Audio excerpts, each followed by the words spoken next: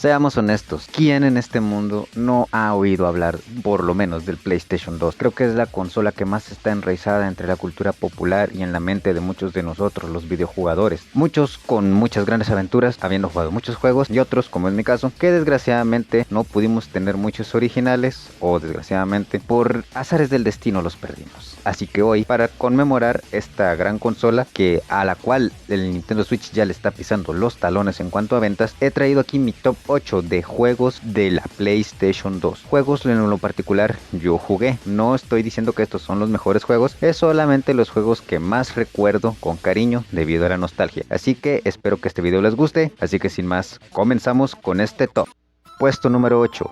El Hobbit, el preludio del Señor de los Anillos. Este juego queda en esta posición porque fue el primer juego que jugué para la PlayStation 2. De hecho, este lo tuve original y aunque desgraciadamente me robaron el juego, todavía conservo el manual. La verdad es que comparado con un montón de juegos de aventuras que habían en esa época para el PlayStation 2, incluidos los hack and slash, que ya vamos a hablar de eso más adelante, este juego me resultó bastante entretenido. No es que fuera la gran maravilla, de hecho tenía un sistema de batalla algo lento y también no es que tuviera los mejores gráficos, aunque bueno, estaba basado en la precuela de los Señor de los Anillos, que sería El Hobbit, la cual ya fue adaptada a 3 películas. No es que haya sido el mayor juego del mundo, pero sí es un juego que en realidad fue el primero que me pasé en un PlayStation 2 y al que le dediqué bastantes horas. Pero eso fue debido a la emoción de, pues, esa es la primera consola que tuve en PlayStation 2 y lo jugué en original. Así que la verdad es un juego que me pareció bastante interesante. Contaba la historia del Señor de los Anillos bastante bien. Bueno, no el Señor de los Anillos, sino que el preludio del Señor de los Anillos, el caso del Hobbit. Y me pareció que tenía algunas que otras cositas bastante buenas en cuanto al gameplay. Pero algo que en realidad me hizo sentirme un poquito así como que, entonces, ¿para qué me esforcé demasiado durante toda la aventura? Es que en el mero final del juego, prácticamente con los aspectos de la vida y todo eso, terminabas completando la cantidad de burbujas de vida que tenías en la última misión. Así que básicamente, si te esforzabas por sacar bastantes puntos para poder hacer burbujas de vida, para poder sobrevivir y para poder estar preparado para la batalla final, pues lo estabas haciendo por gusto, porque en la batalla final pues te iban a dar todo el power up de un solo. Entonces eso fue algo que le quitó un poquito de magia al esfuerzo que uno hace, pero más allá de eso lo recuerdo con mucho cariño. Puesto número 7. Saint Seiya, la saga de Hades. ¿Qué puedo decir de este juego? Un juego de peleas de anime. Ya sabrán, autocombos y un montón de cosas que se dan en este tipo de videojuegos. Este videojuego yo lo jugué en su momento, pirata obviamente, ya le tenía chipeado el play. Entonces mi amigo me lo consiguió, de hecho todavía lo tengo guardado, y es el que están viendo en pantalla. Y me ponía a jugar con él aquí para desbloquear a todos los personajes. El punto más extraño que tenía este juego es que si querías empezar a hacer un combate contra tu propio amigo, solamente habían 5 personajes disponibles, que eran los Caballeros de Bronce. Tenías que ir completando conforme iban pasando los modos historias para ir desbloqueando a los demás personajes y a su vez completar distintos récords en diferentes minijuegos que tenía esto también, para poder desbloquear aún más personajes e incluso las armaduras de bronce originales de los Santos de Bronce. Este juego es considerado por muchos de los que son fanáticos de Saint Seiya o los Caballeros del Zodiaco para Latinoamérica como el equivalente al Budokai Tenkaichi 3, aunque creo que en cuanto a cantidad de personajes y relevancia se quedó bastante corto. Eso sin contar también que en este juego solamente se cuenta la parte del capítulo de la saga de Hades y no se cuentan las otras, y de hecho no aparece ningún otro personaje que de alguna saga anterior excepto los Caballeros Dorados. Hubiera sido bueno que hubieran incluido a los dioses nórdicos y también a los generales de Poseidón para darle más variedad al roster, pero bueno, no todo es posible en la vida. Puesto número 6. Naruto Shippuden Ultimate Ninja 5. Continuando con los juegos de anime de peleas, aquí tenemos un clásico total del PlayStation 5, el cual también jugué pirata, no me culpen, así es la vida. Y la verdad es uno de los videojuegos que más disfruté jugar, no solo porque el gameplay pues era bastante sencillo, al igual que las peleas, sino que también porque de cierta manera te volvía un poco más inmerso en el mundo de Naruto, que en ese tiempo pues era todavía un boom y una revolución en cuanto a cómo ver el manga y el anime moderno. La verdad, Uno de los puntos flacos que tengo con este juego es que, pues, como en muchos de estos juegos así, todos los combos se hacen igual, así que no hay mucha variedad y lo único que diferencia es en los valores que tienen cada personaje en cuanto a velocidad o en cuanto a ataque. Entonces, si tenías un personaje que era bastante rápido, que podía poder dar bastante stun de un golpe, pues ya con eso tenías la partida asegurada. No es que fuera un videojuego que tuviera demasiada lógica para poder jugar, pero sí es un videojuego que la verdad te entretenía bastante y que completar cada una de las misiones pues te daba alguna recompensa que pues te decía querer seguir jugando y poder retroalimentar más el juego y sacarle más del 100%. Entonces yo me quedo con este como uno de los videojuegos que más jugué. De hecho le dediqué como casi 100 horas para jugando con amigos, desbloqueando personajes, conociendo más de la historia de Naruto durante esa época de mi adolescencia en la que era muy fan de la serie. Así que le dejo este puesto. Puesto número 5, Dragon Ball Z Budokai Tenkaichi 3. Uf, ¿qué se puede decir del Dragon Ball Z Budokai Tenkaichi 3? Un juego que quedó marcando las infancias de muchos de nosotros, la verdad, contando toda la historia desde el Dragon Ball original, pasando por Z, también incluso GT y las sagas de las películas en diferentes peleas, que ofrecía bastante gama de personajes, aunque muchos de esos estaban bastante repetidos y que no eran muy meta que digamos. Era una experiencia bastante agradable, sin contar también que era la razón por la que muchos de nosotros terminamos destruyendo los controles de nuestro PlayStation. Se los digo yo, que terminé arruinando como 2 controles porque no sabía el truco para poder girar las palancas al momento en que se chocaban los personajes. La verdad considero que este juego, a pesar de que es muy entretenido, muy dinámico, tiene un pequeñitito problema y es el gameplay en el que se maneja a la hora de las peleas. Porque básicamente si alguien abusa mucho de pues ponerse en la espalda y empezar a tirar poderes, te stunea y pues te hace combos. También a veces costaba mucho que los comandos de defensa reaccionaran, entonces no podías hacer mucho. Si alguien abusaba mucho de esta opción, pues básicamente ya perdías a un personaje entero, entonces tenías que hacer lo mismo y pues no se sentía demasiado como que si hubiera alguna manera de hacer counter o alguna manera de poder sacar mejor a los personajes, ¿no? Aún así se encontraba la manera de poderle sacar el jugo a esta situación y poder darle counter a estas personas que la verdad hay muchos que juegan así y juegan es lo más asqueroso posible. El juego resulta ser muy entretenido y bastante adictivo, con una banda sonora bastante interesante, aunque hubiera preferido que hubieran agregado algunas de las pistas, aunque sea de manera desbloqueable, de las que hay en el anime. Así que un clásico en toda la regla, y más ahora que ya se viene la 4ª parte, esperemos que sea una digna sucesora. Puesto número 4, Capcom contra SNK 2. Y si estábamos hablando de juegos de pelea de anime, ahora hablamos de un juego de peleas en sí, de lo tradicional. Capcom contra SNK 2 fue un sueño para muchos de los que queríamos ver estas dos empresas enfrentadas. Aunque claro, ya teníamos la primera parte, en esta se expandió más la cantidad de personajes, así como la cantidad de supers que podíamos aplicar, combos y demás. La verdad me parece que el roster fue bastante amplio, aunque hubiera preferido que se pudieran haber agregado unos personajes más, y hubieron otros que pues no me parecía que pues merecían estar de momento en ese gran crossover para este juego.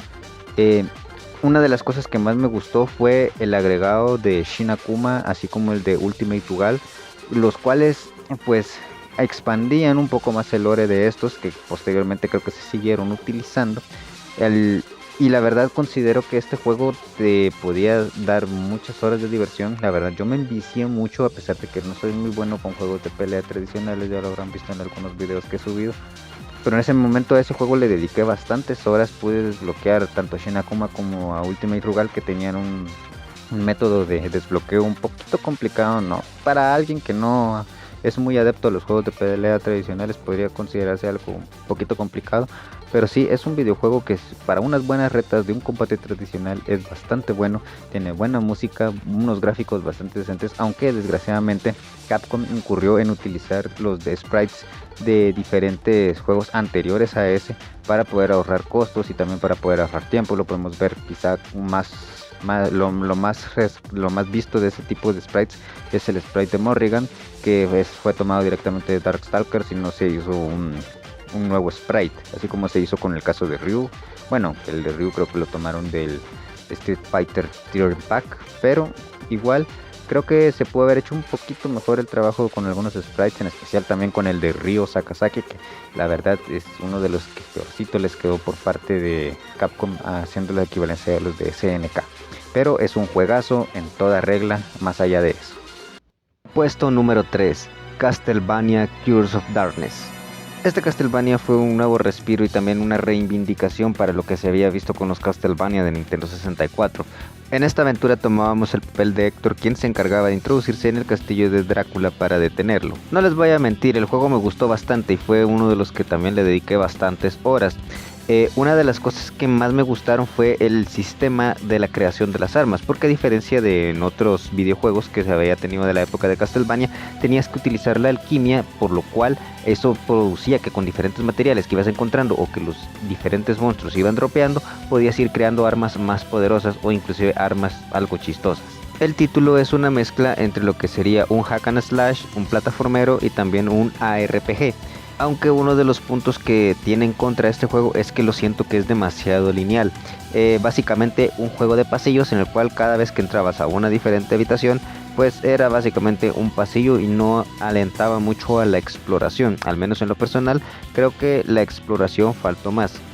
También algo que me gustó bastante de este juego es el hecho de que tenemos a los familiares, que eran una especie como de, lo voy a decir, como Pokémon, los cuales podíamos ir haciendo crecer. Estos a su vez podían crecer debido a que los diferentes enemigos que derrotábamos dropeaban unos orbes de diferentes colores que dependían del arma con los cuales los destruíamos. También dependiendo con qué arma utilizábamos y recogíamos estos colores, diferentes tipos de familiares podían evolucionar, como el caso del demonio. Puesto número 2, Resident Evil 4. Hablar de Resident Evil en la actualidad es hablar de uno de los videojuegos más portados de todos los tiempos. Desde que salió ha sido portado para casi cualquier consola existente de las generaciones futuras. Es un videojuego que la verdad cambió mucho la manera en cómo se utilizaba el sistema del gameplay, ya que esta vez parecía un third person shooter mezclado con un survival horror, aunque la mayoría de las situaciones que se veían se sentían más como que eran de acción estilo Call of Duty. La verdad es un videojuego que cambió mucho la fórmula, pero que fue muy atrayente debido a la diferente cantidad de armas que podías tener y podías maxear, así como los mapas, los tesoros y también muchas de las cosas que fueron implementando. La historia también fue algo bastante interesante, ya que se alejaba del concepto del virus T y se veía una nueva variación que se había inventado en el continente europeo, precisamente en España.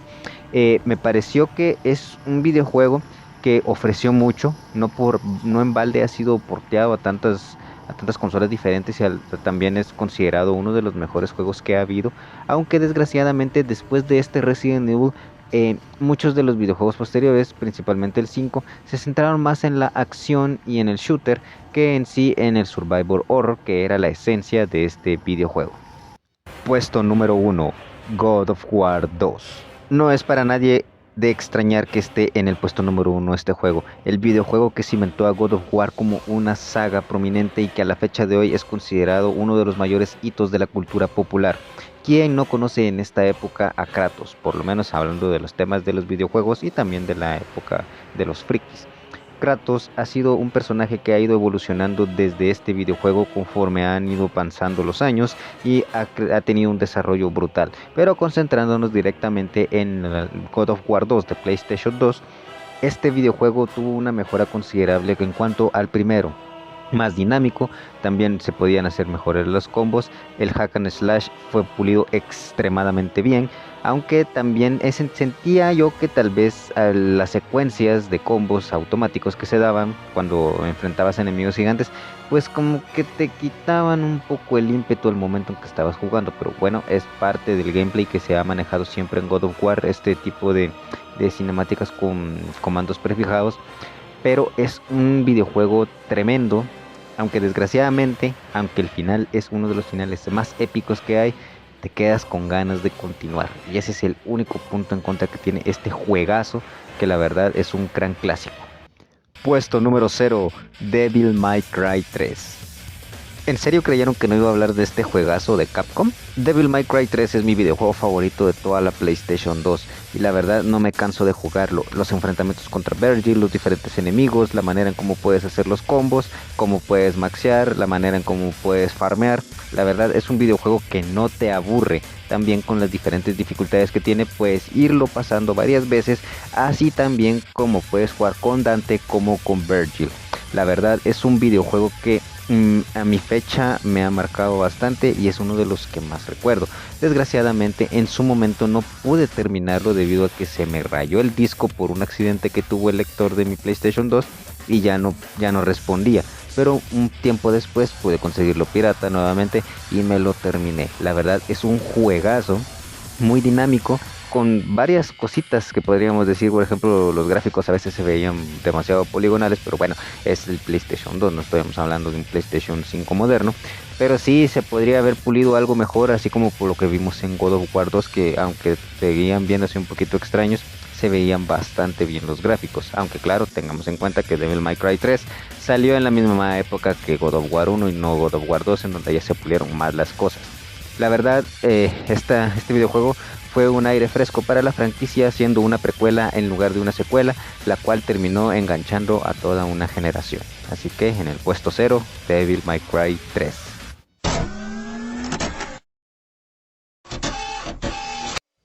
Y bien, este ha sido mi top 8 de videojuegos preferidos del PlayStation 2. Me gustaría que tú en la cajita de comentarios me pudieras comentar tu top 8 favorito. Recuerda que esto es meramente subjetivo, ya que son los videojuegos que a mí me gustan y no por eso ninguno de los que haya quedado fuera de este top significa que haya sido un videojuego malo o tal vez no lo jugué.